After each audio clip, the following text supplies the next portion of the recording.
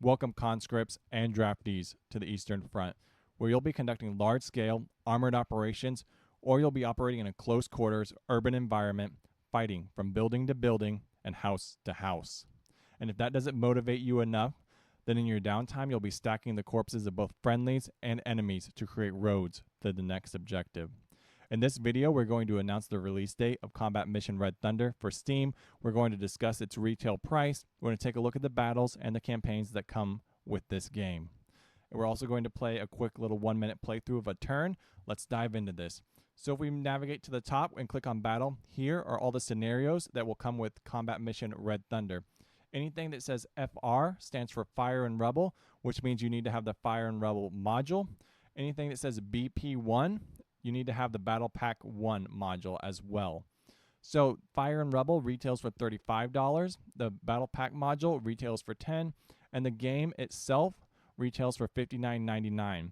So if you want the complete edition, you're looking at $105.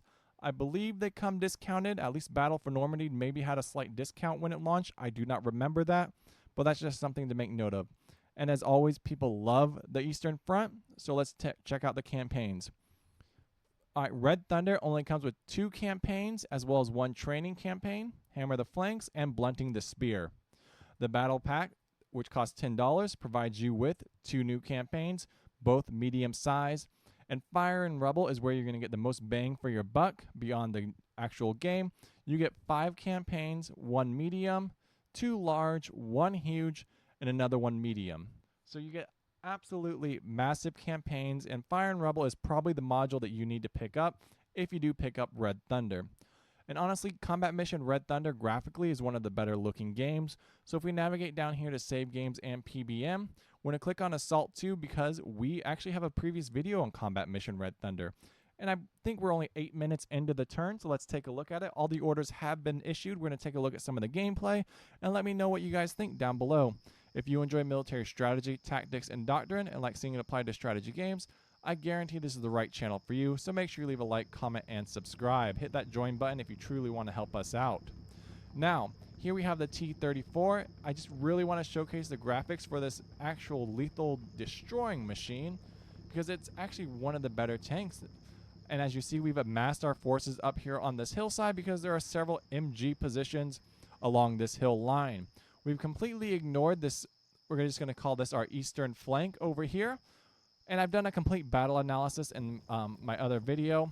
As you see, they've currently ranged right here. We can tell that they've currently ranged like heavy fire in these 2 positions.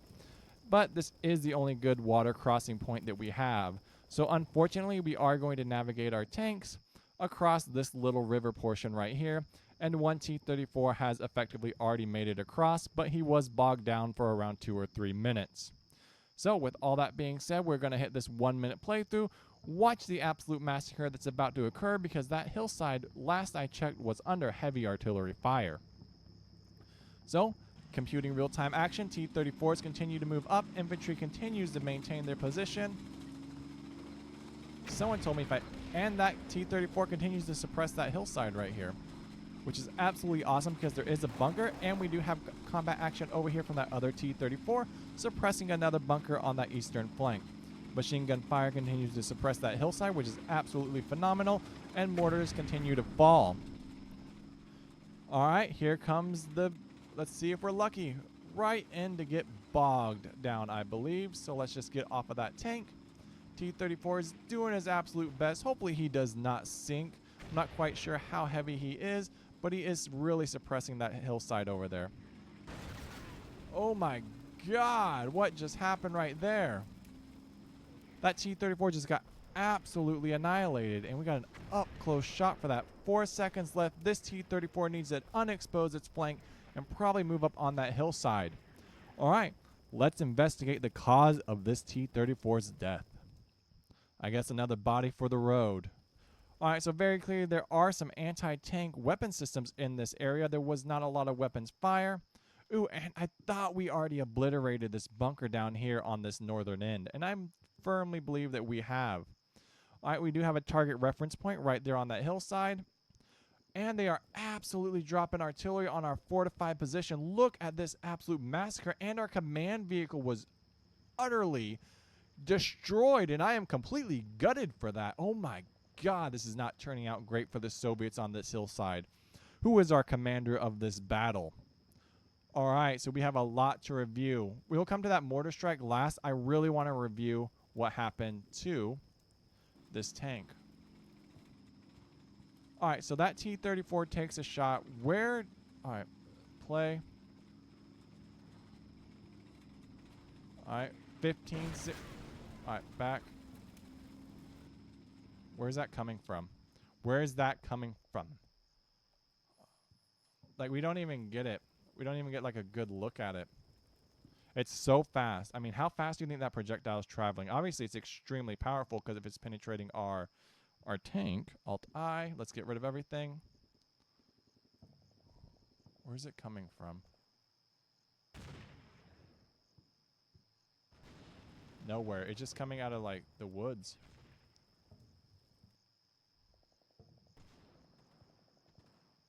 We're just looking for this armor. Like, we're getting absolutely, like, massacred, our T-34s, and we really need to bring that up. Is it coming from... So it's coming from downrange, but it's obviously coming from this side over here, but we don't know where. It's just coming out of the woods.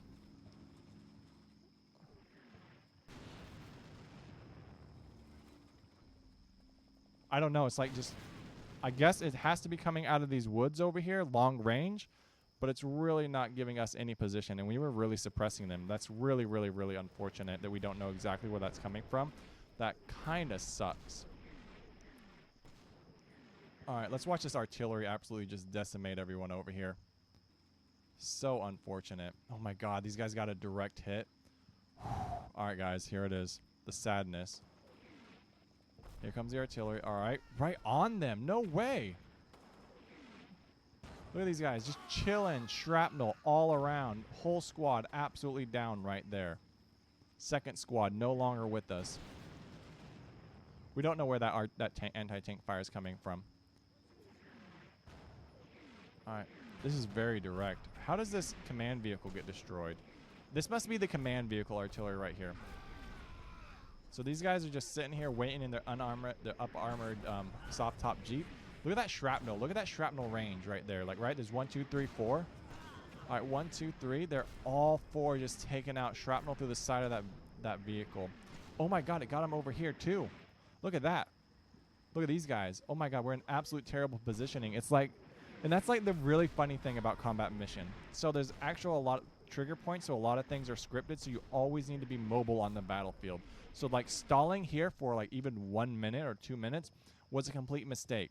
So if we take a look at this battlefield real quick, just for fun, they know like, all right, we can kind of like come to the conclusion that this is probably not the best route for us, mostly because we have to like travel through this really narrow passageway, or we can kind of dominate the long lines of sight with our tanks, which are possibly ranged as well.